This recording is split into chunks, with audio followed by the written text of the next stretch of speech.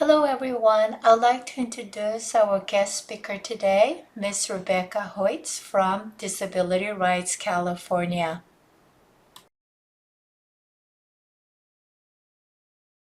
And then very quickly, I'm going to skip a couple of slides. In terms of funding for higher education, clients of the DOR have to use comparable benefits or free money that's available to them first, and then DOR will cover the remaining cost of services with the preference for public schools. So generally it would be community college, then a public university following.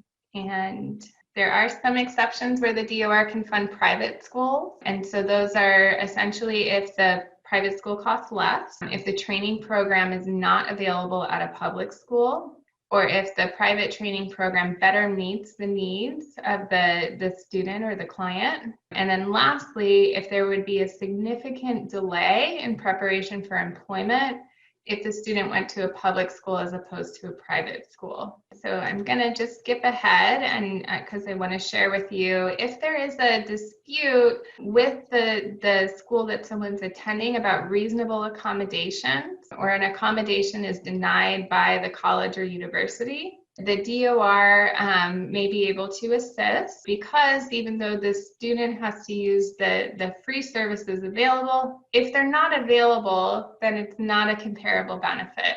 The DOR should provide services at the time needed to ensure the student's progress. So I know we're pretty close to the end, so I'm going to stop there, and hopefully I've already answered your questions, but if you have any, I'd love to talk more. At least my class students prepare for questions, right? So you can ask questions. So Rebecca, so all these services are available and there is a process. So we have the issue that we can contact you, is that?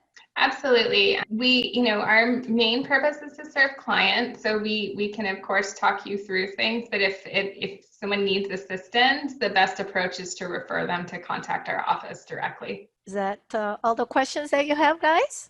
Yes or no? Okay, let's have all the mics on and then we'll say thank you. Well, I have a question. Paul, yes.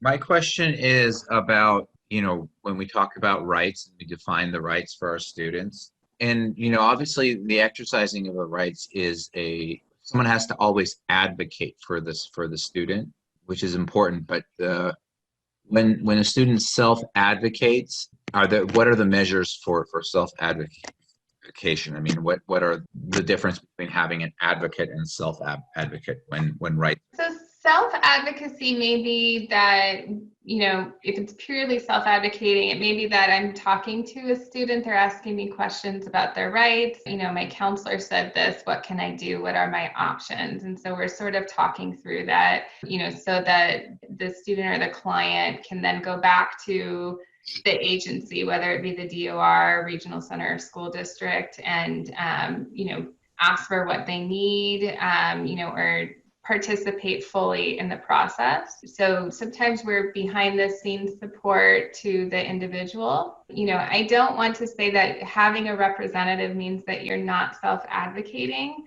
And I think particularly as the DOR shifted to providing more services to students, I noticed that I was getting requests for help from students who would say, I do not want my mom advocating for me at this meeting. I need my own representative, or I want to participate in this meeting more fully, and I need some support to do that.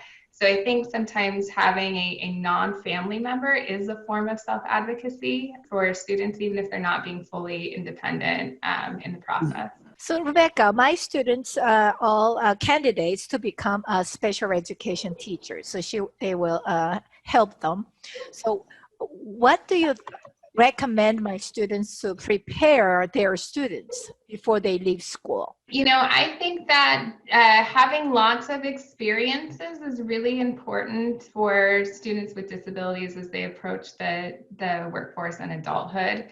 So I encourage folks to celebrate both successes and failures, as learning opportunities. So I think sometimes we hold people with disabilities to a different standard, like you're not allowed to fail. You're not allowed to make mistakes. You can't change your mind. You have to know everything right now.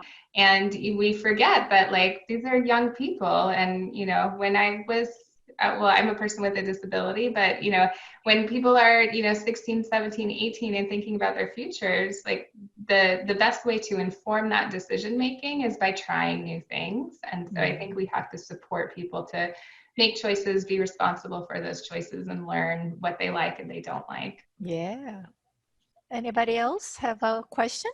I had a question. Yes, Anastasia. Yeah. So my question is just in regards to trying to be the best teacher that like we can all be.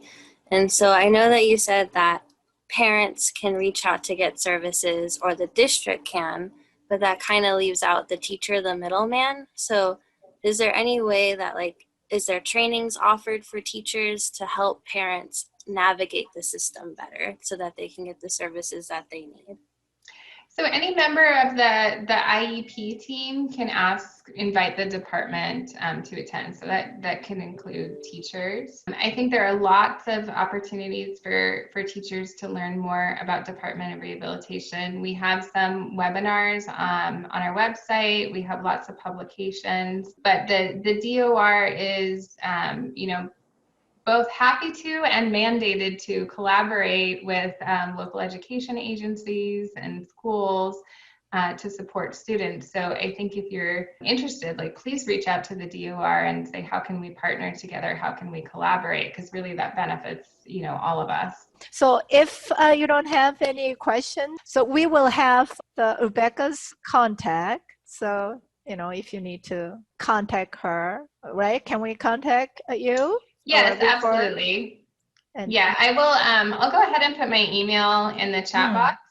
Okay, if you have sure. any questions, you're welcome to reach out to me. If you're referring clients, because we're Right. statewide, you know, please give them our 800 number because we can then assist them in the area that's closest. And as I'm typing this in, I just want to say another thing that I think is really impactful for young people is lots of exposure and pride, you know, related to the disability community. So not only celebrating the successes of students with themselves, but also sharing that success within the community that you have within your schools. Rebecca, can you also type the name of the website that you were screen sharing in the beginning of your presentation?